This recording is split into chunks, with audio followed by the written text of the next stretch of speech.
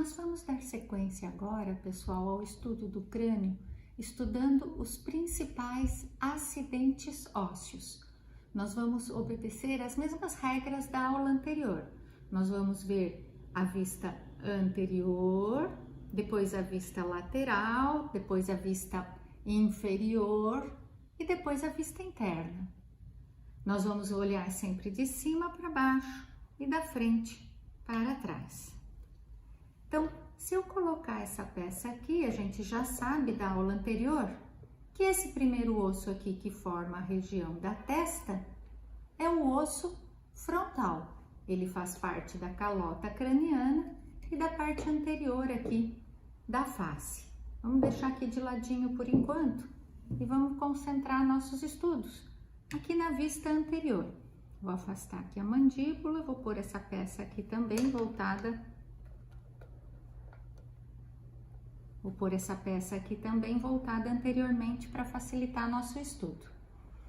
Na vista anterior, de cima para baixo, pessoal, a primeira estrutura que nós queremos destacar é esse arco mais elevado, aqui na região anterior do osso frontal. É o arco superciliar, onde fica localizada a nossa sobrancelha e serve para proteger o olho do suor que pode escorrer pela face. Inferiormente a ele, nós vamos observar dois forames, que nós vamos chamar de forames supraorbitais. Eles recebem esse nome porque eles ficam acima da cavidade orbital. A cavidade orbital pode ser vista nessa peça aqui. Ela é formada por vários ossos. Nós já vamos falar dela já já. Abaixo dos forames supraorbitais vem a margem supraorbital, que é exatamente o encontro do teto da órbita ou cavidade orbital com a face anterior do osso frontal. O teto da órbita é praticamente todo ele formado pelo osso frontal. Se nós descermos inferiormente, nós vamos ver que aqui na região central, o osso frontal se comunica com os dois ossos nasais e com as maxilas. Então, aqui eu tenho os ossos nasais, lateralmente eu tenho dois processos que eu posso ver aqui, ó, que são processos da maxila. Vamos pôr mais para frente aqui para vocês verem, ó. Maxila se encontrando com o osso frontal. Esse processo nós vamos chamar de processo frontal da maxila, porque é uma parte óssea que pertence ao osso maxila, mas que está se projetando em direção ao osso frontal. Então, processo frontal da maxila, dos dois lados. Nós vamos ter ainda, abaixo da órbita ou cavidade orbital, a margem que nós chamamos, por esse aqui mais para frente também, de margem infraorbital. Abaixo da margem infraorbital, nós vamos ter o forame infraorbital, dos dois lados. Vasos vão passar por esse forame nessa região da face. Na região central da face, nós vamos observar essa abertura, que tem um formato semelhante a uma pera e que é a abertura óssea da cavidade nasal. Ela recebe o nome de abertura piriforme, por causa do formato semelhante a uma pera. Na extremidade anterior da abertura piriforme, nas duas peças, nós podemos observar uma saliência óssea. Essa saliência parece uma espinha de flor, um espinho de flor, e por isso ela recebe o nome de espinha nasal anterior. Seguindo na maxila, nós vamos perceber que existe uma projeção na maxila, onde estão inseridos os dentes da arcada dental superior. Essa projeção recebe o nome, vamos pegar aqui nessa peça que está sem a mandíbula, ó. Essa projeção recebe o nome de processo alveolar da maxila.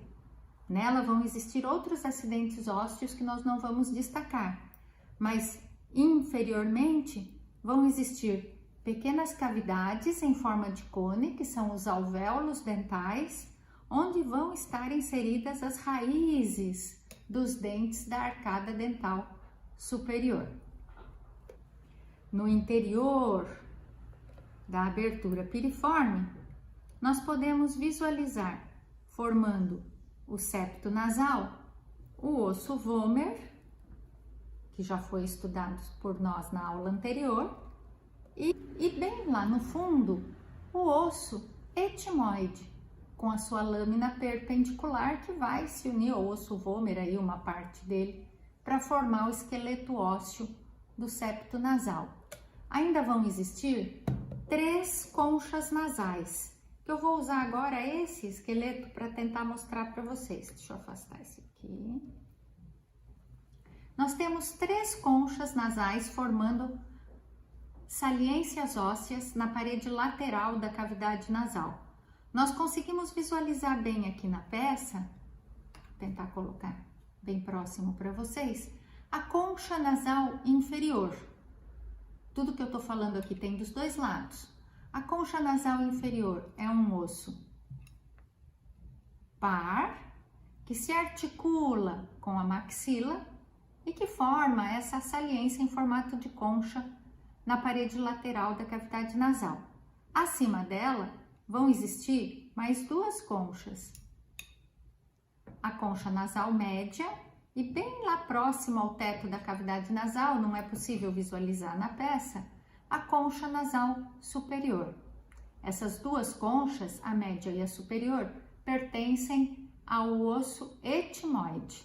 Então, são acidentes ósseos do osso etimoide, aquele osso que nós estudamos, que fica bem central no crânio, fazendo parte aí da formação do esqueleto do nariz e que a gente já estudou na primeira aula. Então, essas conchas ficam dentro da abertura piriforme. Já na abertura da cavidade orbital, nós podemos observar 4 paredes, uma parede superior, uma parede inferior, uma parede medial e uma parede lateral. E elas são formadas por vários ossos. A parede superior é formada basicamente pelo osso frontal. A parede medial vai ser formada basicamente pelo osso etimoide e por esse osso aqui anterior, que é o osso lacrimal, que nós também já estudamos na aula anterior. Lá no fundo, nós vamos ter, no encontro das 4 paredes, pintado em amarelo, o osso esfenoide. A parede lateral agora é formada basicamente pelo osso esfenoide e pelo osso zigomático. E o assoalho, a parede inferior da cavidade orbital, é formada basicamente pela maxila. Nós podemos observar também 2 fissuras, uma fissura longitudinal superior e uma fissura longitudinal inferior. Eu vou mostrar na outra peça, que eu acho que é mais fácil da gente visualizar. Deixa eu pegar ela aqui, ó. Ó, fissura longitudinal superior e fissura longitudinal inferior. Esses são os principais elementos que nós podemos estudar dentro da cavidade orbital. Ainda na vista anterior, inferiormente, nós vemos a mandíbula. Mas como ela é um osso móvel, nós vamos estudar depois, separadamente. Dando sequência ao nosso estudo, nós vamos agora para a vista lateral. Na vista lateral, pessoal, vamos de cima para baixo. nós podemos identificar o osso parietal, parte do osso frontal, aqui embaixo o osso temporal, aqui à frente o osso zigomático e alguns acidentes ósseos que nós vamos destacar. Vamos destacar nessa peça aqui e sempre que houver necessidade a gente vai para a colorida. Então, aqui, a primeira estrutura que eu observo é essa estrutura em forma de arco. Nós vamos chamar essa estrutura de arco zigomático. Vejam que aqui na peça colorida ela é formada por dois ossos. Uma projeção do osso zigomático e uma projeção do osso temporal. Para essa projeção do osso temporal, nós vamos chamar de processo zigomático do temporal. Esta pequena projeção do zigomático, nós vamos chamar de processo temporal do zigomático. Elas duas se juntam para formar o que nós chamamos anatomicamente de arco zigomático. Então, voltando aqui para essa peça, o arco zigomático vai definir medialmente a ele uma depressão, que nós vamos chamar de fossa temporal. Na parede da fossa temporal, nós podemos observar uma parte do osso esfenoide. Então, fossa temporal, essa aqui, do arco zigomático para cima. Do arco zigomático para baixo, nós vamos ter a fossa infratemporal. No arco zigomático ainda é possível observarmos tubérculo articular. Esse tubérculo vai servir de apoio para o côndilo da mandíbula nos movimentos de abertura e fechamento da boca, evitando que esse côndilo escape da face articular dele no osso temporal. Nós vamos poder visualizar ainda na vista lateral, agora indo em direção já ao osso occipital, esse acidente ósseo aqui, essa projeção inferior, que nós vamos chamar de processo mastoide. Nós podemos observar ainda essa pequena abertura posteriormente ao côndilo da mandíbula, que nós vamos chamar de poro acústico externo. Ela é a abertura deste túnel, que nós vamos chamar de meato acústico externo, que é a parte que fica da orelha externa anterior à membrana timpânica e é a parte óssea da orelha externa. Nós podemos visualizar também na vista lateral, se nós fizermos aqui uma pequena angulação para não remover a mandíbula, essa pequena projeção óssea anteromedial em relação ao processo mastoide. Nós vamos chamá-la de processo estiloide. Músculos vão se fixar aqui. Dando sequência, nós vamos observar agora a vista posterior. A vista posterior é formada por uma parte da calota craniana